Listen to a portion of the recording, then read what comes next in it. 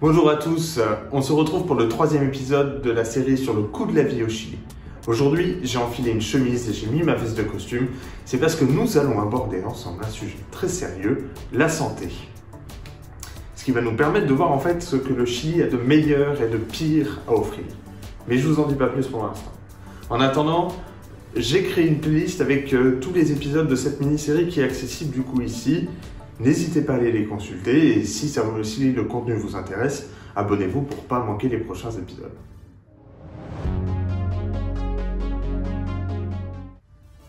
Avant de rentrer dans le détail, je pense qu'il est nécessaire de vous présenter le système de santé chilien dans sa globalité, afin de comprendre ce qu'on lui reproche et par la même occasion de comprendre qu'est-ce qui se passe un petit peu en ce moment dans le pays. Le site Numbeo propose des bases de données permettant de classer tous les pays du monde selon de nombreux thèmes, et plus particulièrement celui qui nous intéresse aujourd'hui, les systèmes de santé. Pour cela, le site analyse des critères variés, le coût, le nombre de médecins, la qualité des soins, la disponibilité des équipements et plein d'autres encore. Le lien vers le site se trouve dans la description, je vous invite vraiment à le consulter, c'est très intéressant, d'autant plus que n'importe qui en fait peut participer aux études menées par le site. Revenons à nos moutons. Où se positionne le Chili dans le classement mondial des systèmes de santé? Sur 93 pays analysés, Numbeo ne disposant pas d'assez de données pour la majorité de l'Afrique et du Moyen-Orient, le Chili obtient un score de 63,87%, ce qui le classe 49e sur 93 au niveau de la Croatie et de l'Afrique du Sud. Si on regarde un peu plus dans le détail, on remarque que ce score est plombé par deux critères. Le coût, avec 46,56% des gens satisfaits, et le temps d'attente, avec 53,24% de satisfaction.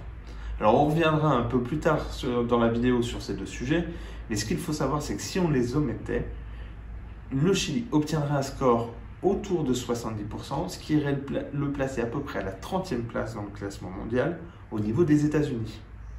Ce qu'il faut savoir avant d'aller plus loin, c'est qu'il existe au Chili une différence très importante entre le système de santé public et privé. Cela prend sa source directement dans la Constitution de 1980, rédigée par ce bon vieux Pinochet, qui n'était pas à court de riches idées à l'époque.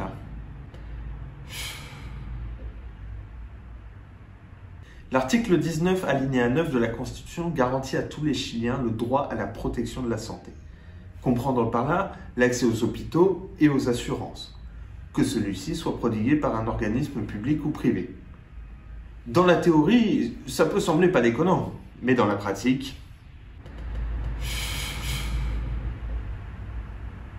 Alors il existe plusieurs types de systèmes de protection au Chili, les entreprises privées n'ayant pas hésité à passer la porte laissée entrouverte, ou voire même carrément ouverte par le gouvernement néolibéral de l'époque.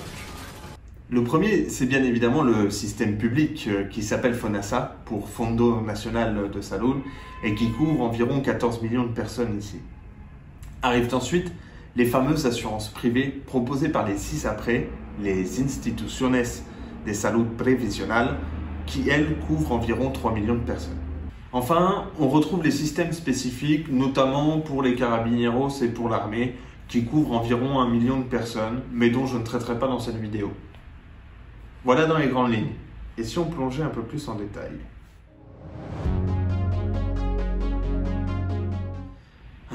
FONASA.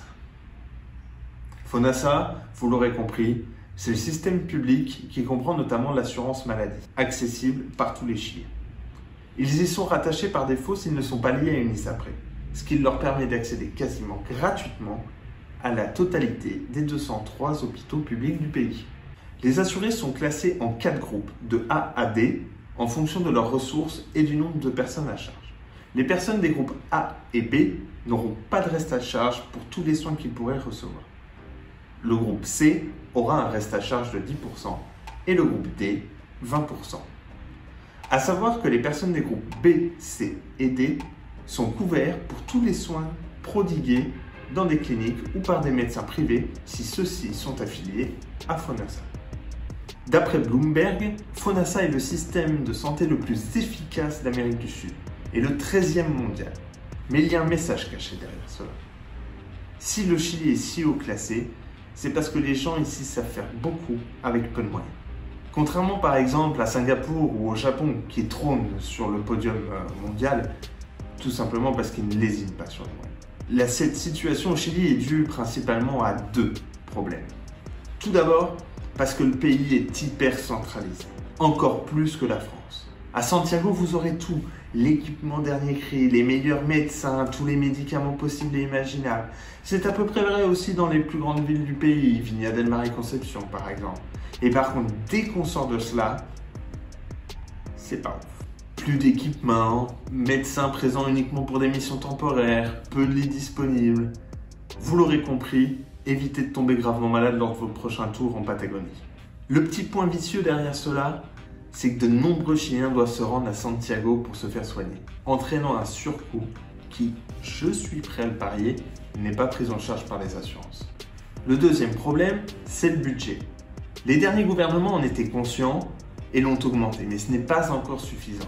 Ce qui fait qu'on se retrouve dans les hôpitaux publics avec un personnel sous-payé, pas assez nombreux, un accès à l'hôpital pas adéquat et souvent un service très lent entraînant des heures et des heures et des heures d'attente.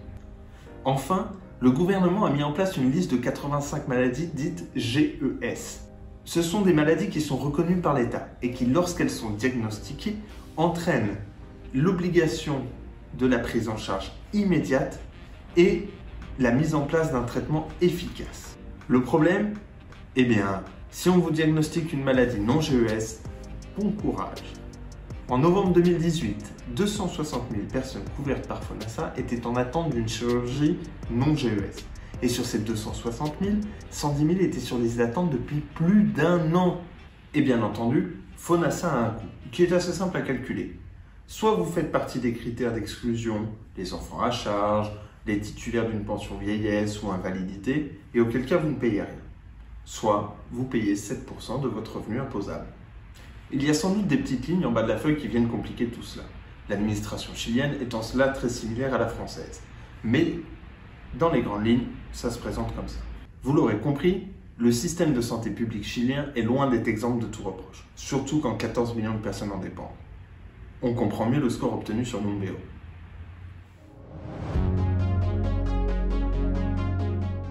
L'alternative à FONASA, ce sont les ISAPRE, qui vous permettent d'accéder facilement au système privé. Il en existe deux types, les ISAPRE ouvertes, qui sont accessibles à tous moyennant un petit billet, et les ISAPRE fermées, réservées à des entreprises ou des institutions par exemple. Pour la suite de la vidéo, on ne considérera que les ISAPRE ouvertes bien évidemment. Comme je vous l'avais dit, elles ont été créées en 1980 avec l'entrée en vigueur de la nouvelle Constitution. Seulement, ce système présente un majeur problème. Il a été cadré avec les pieds. Du coup, on s'est retrouvé avec des prix qui explosent sans raison légale, une magnifique affaire de collusion entre plusieurs ISAPRE dans les années 2000, et le cas Ignacio Garcia Huidobro Honorato. Ce cher monsieur, dont je m'excuse si j'ai écorché le nom de famille, a été pendant un an le chef de Super Salud, l'institution gouvernementale qui a été créée pour chapeauter FONASA et les ISAPRE pour vérifier qu'ils respectaient bien les règles du jeu. Suite aux augmentations régulières des cotisations des ISAPRE, le gouvernement a modifié la loi pour que les gens puissent contester devant la justice les augmentations s'ils pensaient que celles-ci n'étaient pas justifiées. Autant vous dire que ça a été un beau bordel et qu'on se retrouve aujourd'hui avec plusieurs centaines de milliers de cas de contestation par an. Ce qui montre en soi déjà qu'il y a un problème. Mais ce n'est pas tout. Pour revenir à ce cher Ignacio, vous attendez que par son rôle, il aille un peu critiquer la situation et tacler un peu les ISAPRE, non? Que nenni! Ce est allé déclarer en gros que les augmentations étaient justifiées à cause des gens qui attaquaient en justice les ISAPRE à cause des augmentations, ce qui provoquait un surcoût pour les ISAPRE qu'elles devaient répercuter sur les cotisants, ce qui entraînait des augmentations. You alright? Don't get it. It's alright. Don't worry about it.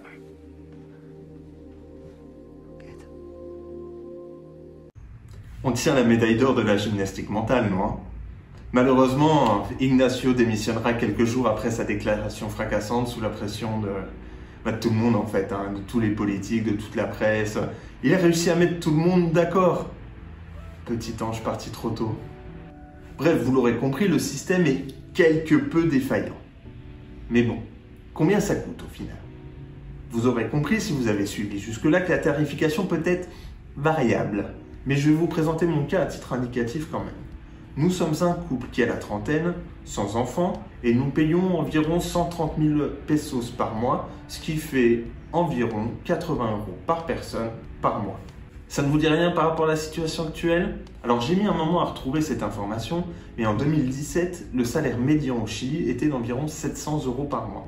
Le salaire médian, ça veut dire que 50% des Chiliens gagnaient plus de 700 € par mois, et donc 50% des Chiliens gagnaient moins de 700 € par mois. Si on applique la tarification FONASA de 7%, une personne qui gagne 700 € par mois devra donc payer environ 50 € par mois à FONASA pour son assurance. Ce qui donne une différence d'environ 30 € par mois par rapport aux ISAPRE. Alors je ne suis pas sûr, mais pour moi, 360 € quand on a un budget de 8 400 € par an pour vivre, ce n'est pas négligeable. Mais du coup, si on reprend l'article 19 de la Constitution, les Chiliens sont libres de choisir entre le système public et privé. Elle est où la liberté si on n'en a pas les moyens?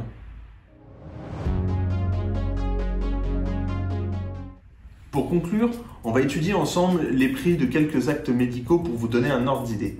Les prix qui vont suivre sont les tarifs de jour pour avril 2020 de l'hôpital Dr Gustavo Frick, l'hôpital public de Viña del Mar. Une consultation médicale ou dentaire, 46 000 pesos, 55 €. Un lit à la journée, c'est 131 000 pesos, 134 €.